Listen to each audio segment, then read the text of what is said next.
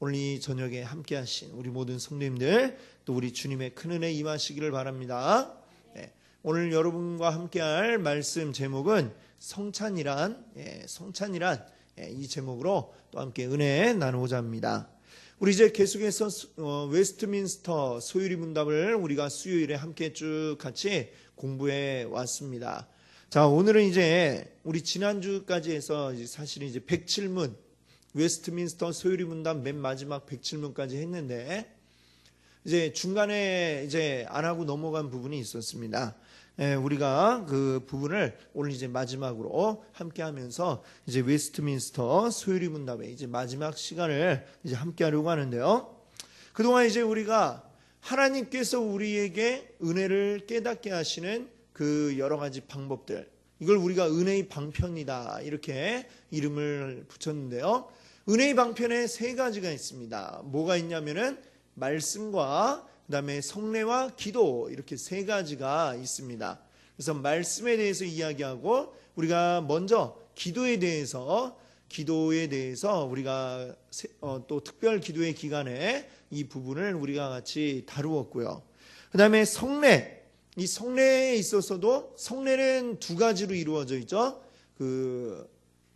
세례와 그다음에 성찬, 세례와 성찬, 이 두 가지로 이루어져 있는데, 그 중에 이제 우리가 그 세례는 지난번에 이제 먼저 했었고, 이제 마지막 이제 남아 있는 부분은 성찬에 대한 부분이 남아 있습니다. 이 성찬을 우리가 오늘 같이 이제 이야기를 하려고 합니다. 자, 이 성찬이라고 하는 것, 이제 우리가 교회에서 이제 행하는 아주 중요한 그러한 예식 가운데 이제 하나이죠. 우리 세례와 성찬이라고 할 때에, 세례는 어떻습니까? 세례는 사실 모든 성도가 한 번 받고 나면 그 다음에는 이제 또 다시 받을 필요가 없는 것입니다. 그럼 교회가 바뀐다 하더라도 역시 마찬가지고, 원래 받은 그 세례가 쭉 유지가 됩니다.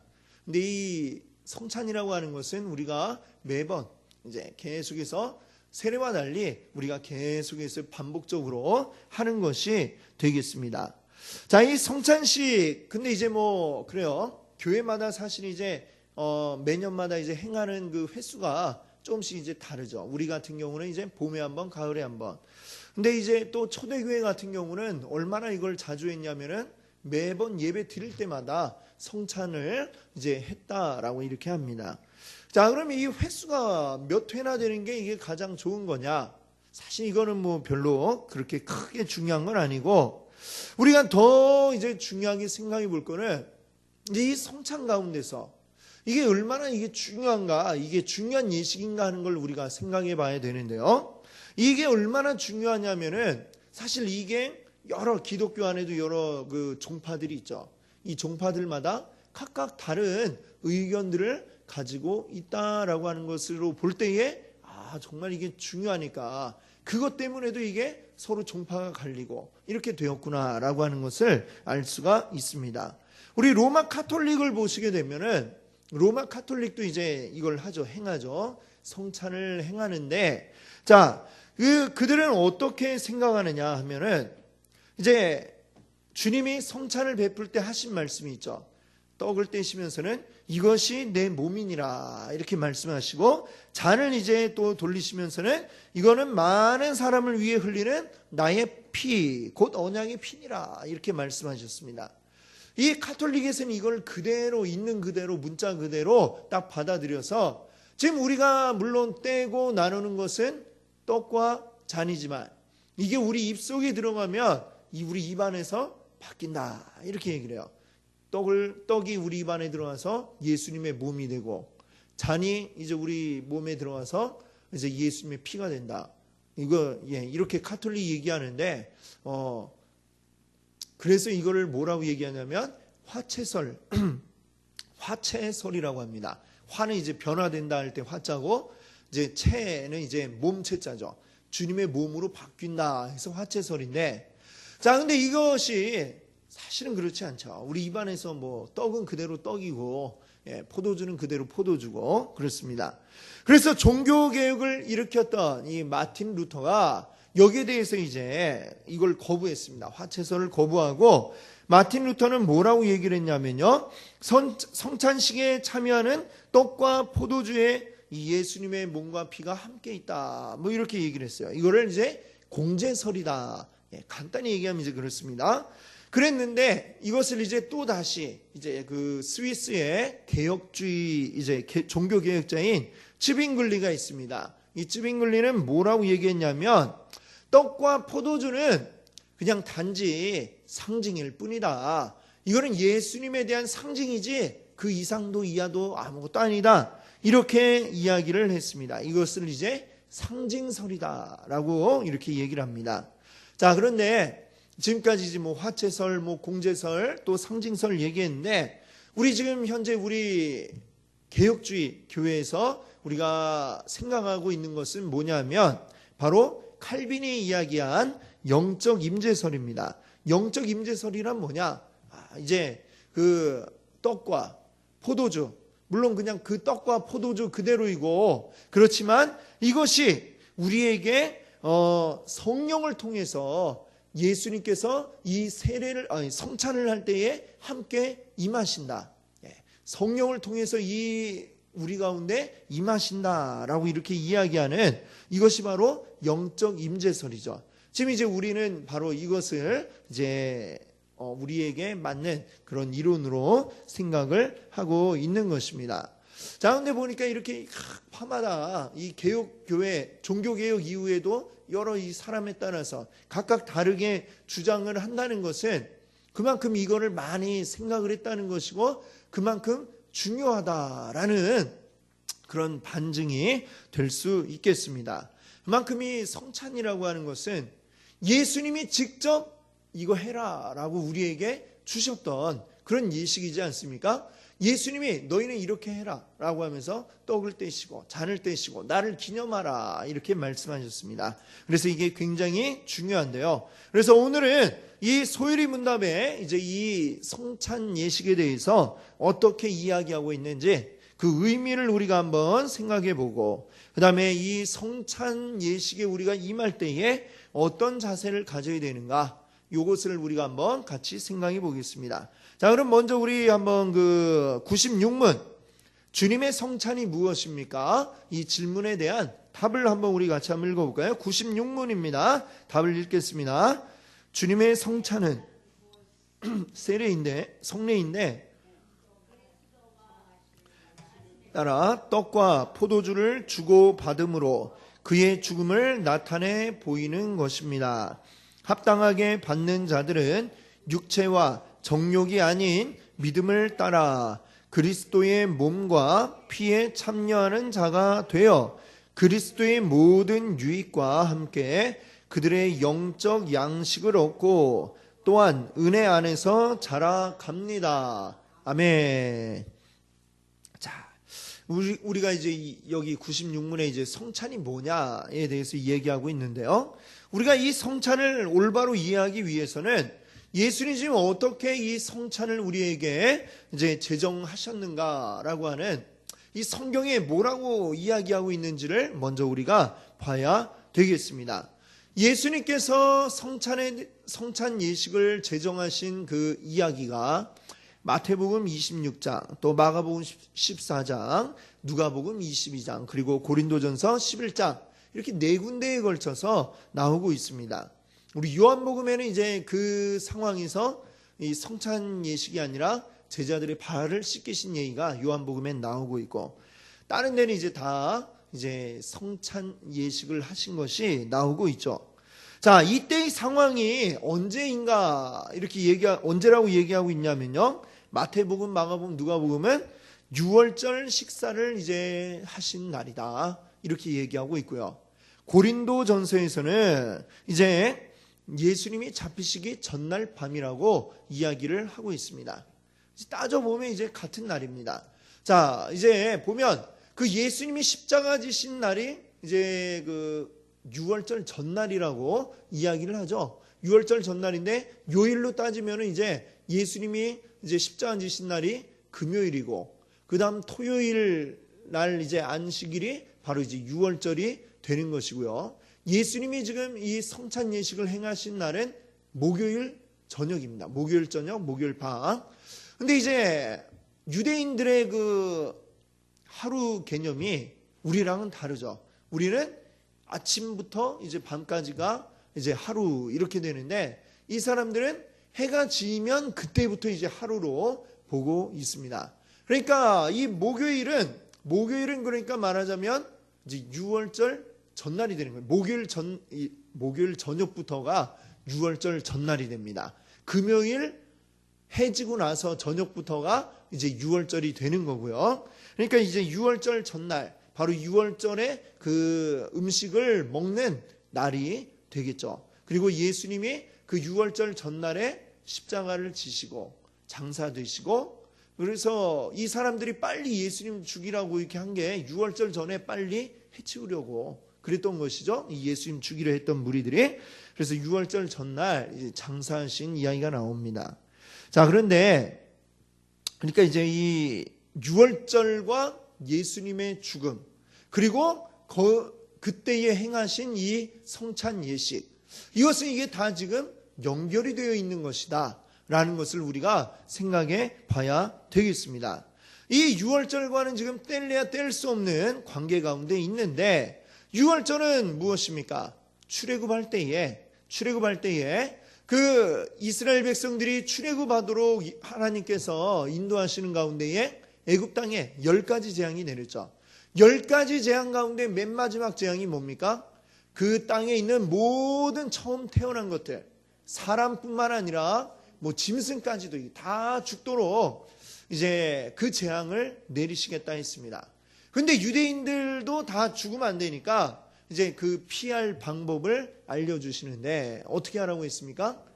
어린 양을 잡아서, 이 양을 잡아서 그 피를 가지고 그 자기네 집 문에다 이제 쫙 바르는 거죠. 그리고 그 잡은 어린 양은 이제 삶아서 이제 먹도록 하셨습니다. 그렇게 해야 이 재앙이 넘어간다라고 했습니다. 그 재앙이 내리던 밤에 이제 하나님의 사자들이 쫙 그 애굽 온 지역을 다니면서 집집마다 들어가서 처음 태어난 것들을 다 죽이시는데, 근데 그 피가 발라져 있는 문을 딱 봤을 때에는 이 집에는 이미 희생이 있었구나 해서 넘어간다 해갖고, 이 유월절이라고 할 때 유월이라는 게 뭐 1월, 2월, 3월, 4월 할 때 그 유월이 아니잖아요. 그렇죠? 이 유월은 이제 한문으로 넘어간다라고 하는 뜻이고, 이 영어로는 이제 패스 이제 통과해서 오버 넘어간다 해서 패스오버 이렇게 이름이 붙어 있습니다. 자, 그래서 이 유월절 날에는 꼭 이제 그 후로 어떻게 해서 이 유월절을 기념했냐면은 어린 양을 잡아서 집집마다 그 어린 양의 희생을 보면서 이 희생을 통해 우리가 구원을 얻었구나라고 하는 것을 기억하도록 하셨다는 것이죠. 그래서 어린 양에는 반드시 유월절에는 반드시 어린 양이 반드시 있어야 되고, 그 양을 이제 죽이고 먹는 이런 일이 있었습니다. 자, 근데 보니까 예수님이 십자가를 지시던 그때가 언제라고 얘기하고 있습니까? 바로 유월절이다 이렇게 얘기하는 거죠. 이거는 우연히 이렇게 맞아 들어간 게 아니라 하나님께서 아주 세밀하게 모든 것을 지금 계획에 놓으셨다라고 하는 것이죠. 그 가운데에 이루어진 것입니다. 히브리서 10장 1절을 보면 율법은 장차 올 좋은 일의 그림자라 이렇게 얘기하고 있습니다. 그림자라는 게 뭡니까? 그림자라는 것은 뭐 내가 움직일 때에 그림자가 생기죠. 근데 그림자는 진짜가 아니죠. 그림자가 있다라고 하는 얘기는 그 그림자를 만들어낸 진짜 실체가 있다라고 하는 바로 그러한 얘기가 되겠습니다. 움직이는 거는 보면 비슷하게 똑같죠. 비슷한 게 아니라 똑같죠. 제가 팔을 쭉 펴면 그림자도 팔을 쭉 펴고, 여기 살짝 보이나요? 제 그림자가? 피니까 그림자도 피고, 이렇게 구부리면 그림자도 구부리고. 근데 이 그림자는 진짜가 아니라고 하는 것입니다. 그 실체가 움직이는 것을 희미하게 보여주고 있는 것일 뿐이죠. 그러면 이 유월절 어린 양이 그림자라면 그 실체가 뭐냐? 그것이 보여주고 있는 실체는 뭐냐? 바로 예수 그리스도라고 하는 것입니다. 예수 그리스도의 죽음, 십자가 죽음이 바로 이 유월절 어린 양이 보여주고 있는 것의 실체였다라고 하는 것이고요. 그리고 예수님의 그 죽음을 상징적으로 우리가 경험하는 것이 바로 성찬 예식인 것입니다. 성찬 예식에 우리가 떡을 떼고 또 잔을 마심으로 인해서 우리가 예수님의 그 죽음을 우리가 상징적으로 함께 경험하는데 동참한다. 이런 의미로 우리가 볼 수가 있겠습니다. 그래서 이 유월절이 그만큼 중요하다는 것이죠. 그래서 이 세례 요한이 처음에 예수님을 전에 만난 적이 없습니다. 근데 이 세례 요한이 예수님이 자기에게로 세례받으러 오실 때에 그가 내뱉었던 말이 무엇입니까? 세상 죄를 지고 가는 하나님의 어린 양이다. 이렇게 이야기를 했다는 것이죠. 하나님의 어린 양. 세례 요한은 하나님의 감동에 의해서 예수님을 바로 보는 순간 알았던 것이죠. 그 유월절 어린 양, 자기 죄가 아니라 사람들의 죄 때문에 대신해서 죽는 이 어린 양, 그 모습의 실체가 바로 여기에 있구나, 예수 그리스도구나 라고 하는 것을 세례 요한이 알고 이렇게 그 말을 했던 것입니다. 그래서 예수님은 다른 날 십자가를 지신 게 아니라 바로 이 유월절 때가 되어서 십자가를 지셨던 것이죠.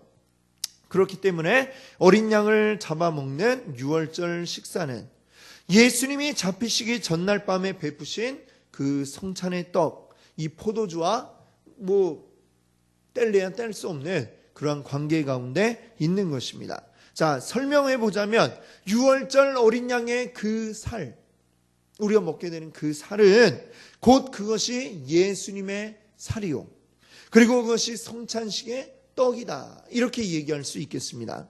그리고 그 유월절 어린 양의 피는 무엇입니까? 바로 예수님의 피인 것이고, 그리고 그것이 곧 우리가 성찬식 때 나누게 되는 포도주 잔이다 라고 이야기할 수 있는 것입니다.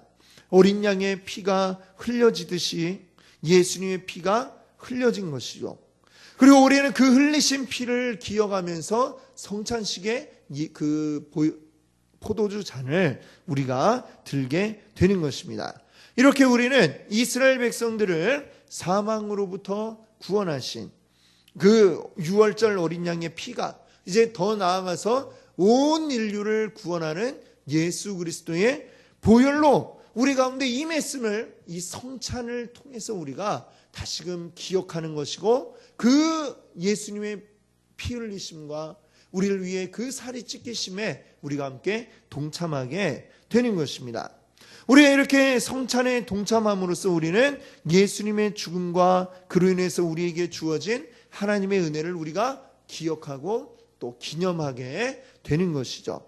자, 고린도전서 우리 11장 24절 25절 한번 같이 읽어보겠습니다. 같이 한번 읽겠습니다. 축사하시고 떼어 이르시되 이것은 행하여 나를 기념하라 하시고, 식후에 또한 그와 같이 잔을 가지시고 이르시되 내 피로 세운 새 언약이니 이것을 행하여 마실 때마다 나를 기념하라 하셨으니. 아멘. 자, 여기 보니까 24절도 그렇고요, 25절도 그렇고 기념하라 이 말씀을 하고 있습니다. 자, 떡으로 나를 기념하라, 또 잔으로 나를 기념하라 말씀하고 있습니다. 자, 이 기념하라라고 하는 이 말씀은 주님의 그 명령을 이 당시에 예수님의 제자들과 현재의 내가 똑같이 되도록 하라는 것입니다. 그것을 기념한다는 것은 그때 예수님의 명령을 받았던 제자들 똑같이 지금의 나도 이 똑같이 그 사건 가운데 함께 하는 것입니다. 그렇게 해서 지금 이 예수 그리스도를 통해 우리에게 주어진 하나님의 놀라운 언약, 우리를 구원하신다고 하는 그 새 언약 가운데 우리가 동참하는 것이죠. 그리고 동참하고 끝나는 것이 아니라 그 다음에 어떻게 하느냐? 한번 고린도전서 1장 26절도 한번 볼까요? 26절 한번 읽어보겠습니다. 너희가 이 떡을 먹으며 이 잔을 마실 때마다 주의 죽으심을 오실 때까지 전하는 것이니라. 아멘. 자, 성찬 예식을 행하면서 마지막에 주님이 뭐라고 하십니까? 너희가 이 죽으심을, 주의 죽으심을 어떻게 하라고 합니까? 그가 오실 때까지 전하라고 하는 것입니다. 바로 우리의 성찬 예식에 우리가 참여함은 우리가 그 가운데서 예수님의 은혜를 깨닫고 경험하고 함께 이것을 느끼고, 그리고 그 다음에 이것을 주님 오실 때까지 우리가 전하는 것, 이것이 바로 우리 이 성찬 예식의 참된 의미다, 이렇게 이야기할 수 있겠습니다. 하나님의 은혜를 우리가 함께 받았으니 이 은혜를 또 우리가 전해야 할 책임이 우리에게 있다는 것을 이 성찬 예식은 우리에게 말씀하고 있는 것입니다. 자, 그러면 우리가 이 성찬 예식에 참여할 때에 지금 우리는 어떤 자세로 참여해야 할 것인가 라고 하는 것을 이제 이야기해 보겠습니다. 한번 97문 우리 소율이 문답 97문 주님의 성찬에 합당하게 참여하려면 어떻게 해야 합니까? 자, 그 답을 우리 같이 한번 읽어보겠습니다. 주님의 성찬에 합당하게 참여하려는 자들에게 요구되는 것은 주님의 몸을 분별할 줄 아는 지식과 주님을 양식으로 삼는 믿음과 회개와 사랑과 새로운 순종함이 있는지 자기 자신을 살펴보는 것입니다. 성찬 때 합당하지 않게 참여하다가 결국 자신에게 임하는 심판을 먹고 마시지 않기 위해서입니다. 아멘.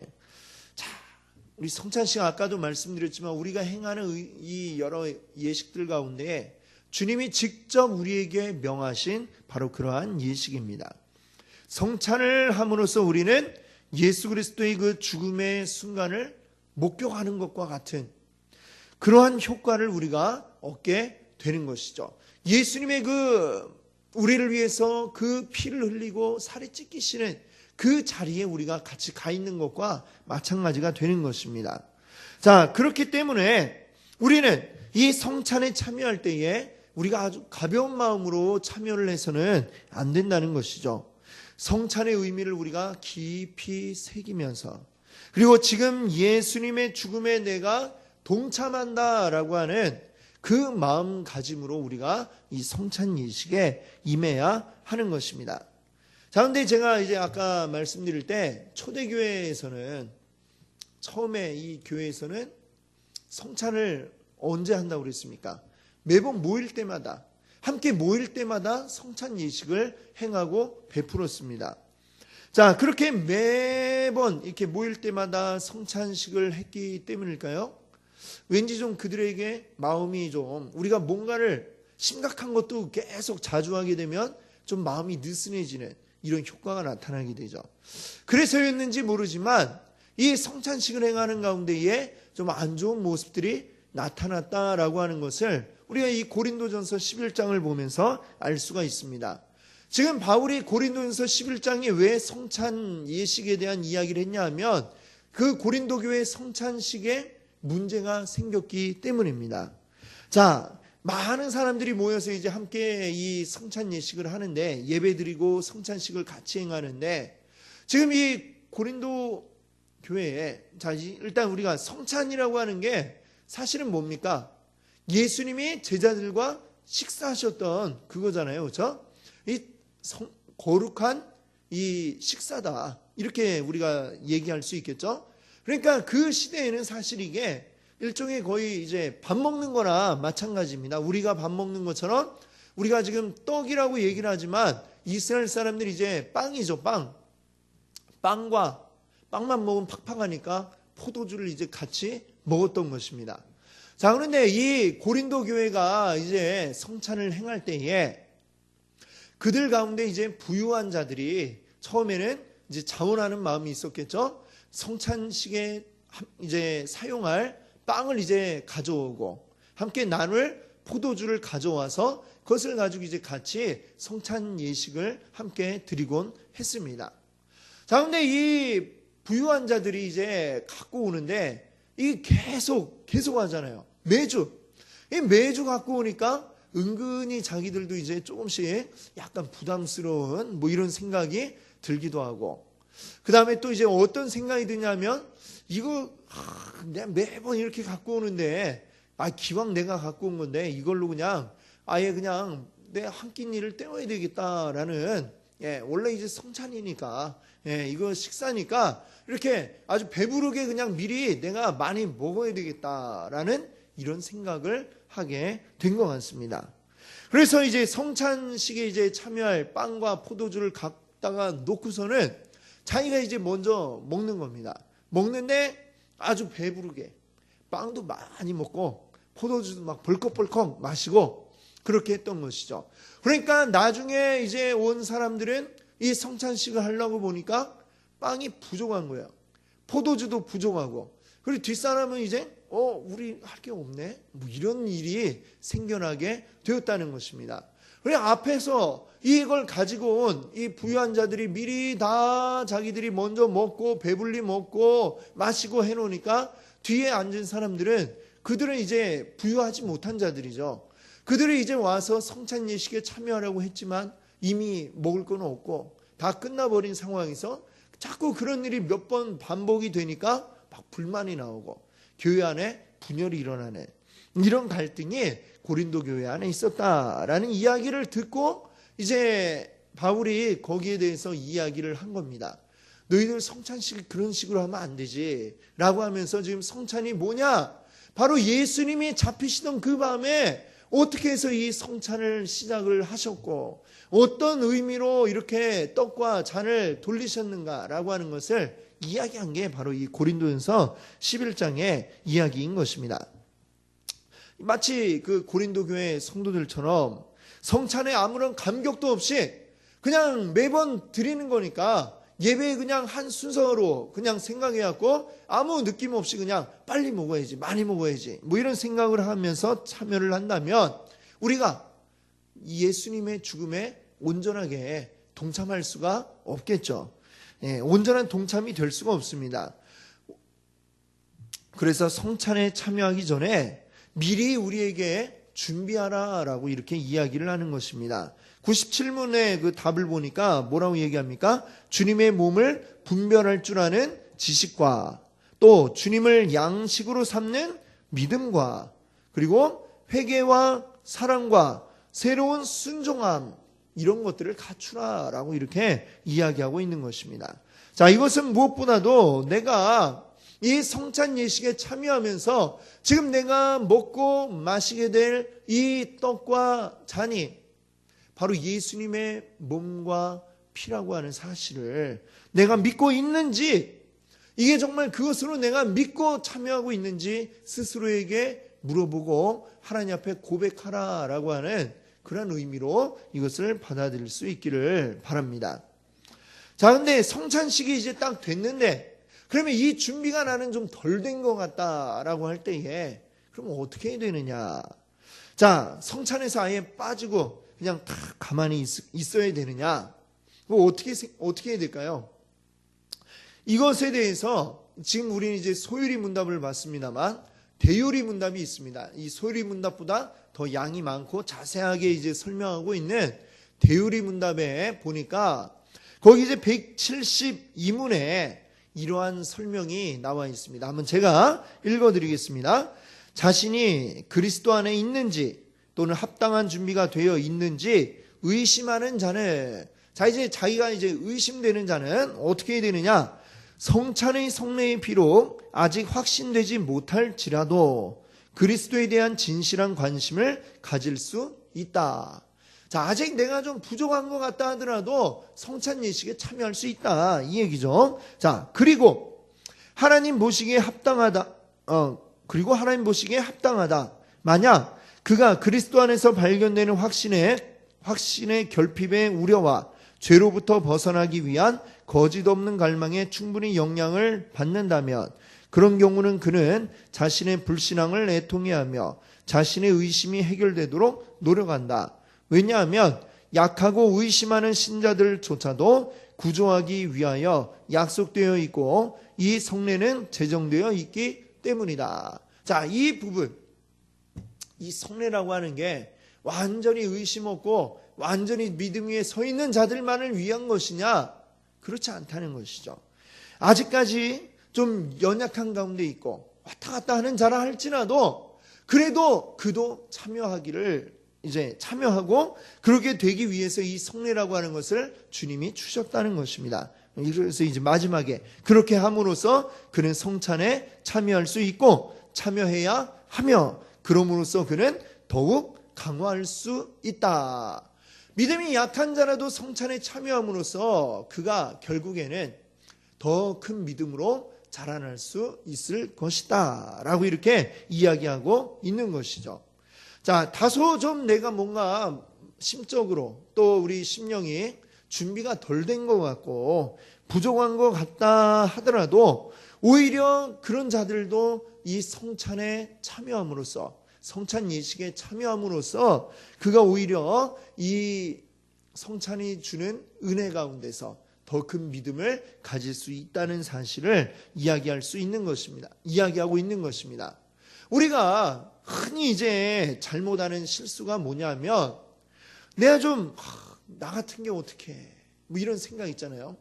내가 어떻게 감히 하면서 그 다음에 내가 이 좀 부족해서 나는 못하겠습니다. 이걸 하면 안 될 것 같아요. 라고 이야기하는 건 사실은 이게 뭐 겉으로 보기에는 얼핏 보기에는 겸손한 것처럼 보이잖아요. 내가 어떻게 감히 라고 얘기하는 거 사실은 이게 굉장히 큰 교만함이다 라고 하는 것입니다. 왜 그렇습니까? 주님 앞에 우리가 완전한 자가 없다는 것이죠. 완전한 자 아무도 없습니다. 그런데 내가 마치 지금은 아니지만 뭐 어떻게 하면 내가 완전해질 것처럼 생각하고 있는 거 아닙니까? 그러니까 이게 교만함이라고 하는 것이죠.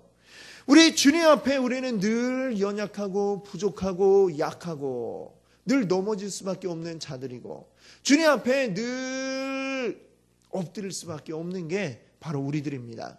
그래서 우리가 이 성찬 예식에 참여할 때에 비록 우리 부족하고 연약하지만 주여 그래도 이 성찬 예식 통해서 우리에게 은혜를 주시고 우리 예수님의 그 살과 피를 함께 먹으며 우리 주님의 죽음의 자리에 동참하고 우리가 온전히 그 은혜를 또 이 세상 가운데 주님 오실 때까지 증거할 수 있도록 도와주세요. 이렇게 우리 기도하면서 그래도 참여하는 게 이게 바로 내가 은혜 받는 길이다. 이렇게 우리가 생각할 수가 있겠습니다. 그래서 우리가 항상 늘 주님 앞에는 우리가 늘 겸손한 것은 늘 무릎 꿇고 늘 내가 죄인입니다. 고백하지만 그러나 주님의 일에는 더욱더 열심히 동참하고 참여하는 것이 이게 주님 앞에 참된 이 겸손한 자의 모습인 줄로 믿습니다. 아멘. 자, 이제 오늘 우리가 이 성찬에 대해서 우리가 함께 생각해 봤습니다. 우리는 이 성찬을 통해서 우리 주님의 십자가의 죽음에 함께 동참하는 것이다. 이렇게 말씀드렸습니다. 그것을 우리가 함께 이 성찬을 통해서 경험하기 위해서 예수님의 죽음에 동참하는 이 경험을 하기 위해서는 우리가 온전한 믿음을 가져야 합니다. 성찬에 우리 함께하는 이 떡이 곧 주님의 살이요 우리가 마시는 포도주는 곧 주님의 피다라고 하는 것을 우리가 믿는 믿음 그리고 그 주님의 죽음으로 내가 구원받았다라고 하는 이 믿음 위에 온전히 설 수 있기를 바랍니다. 그리고 이것을 우리의 또 참여했을 때에는 우리 어떤 의지를 다시 불태워야 하는 겁니까? 주님 오실 때까지 이것을 반드시 전하겠다. 전하는 것을 이루겠다라고 하는 이 결심이 우리 가운데 있어야 할 줄로 믿습니다. 아멘. 그리고 성찬에 참여할 때에 그 우리의 마음 자세는 어때야 합니까? 주님이 이 살과 피를 우리를 위해 흘려주셨다는 것을 믿는 믿음 그리고 그것을 통해 내가 구원받았음을 믿는 믿음이 우리에게 있어야 하겠고요.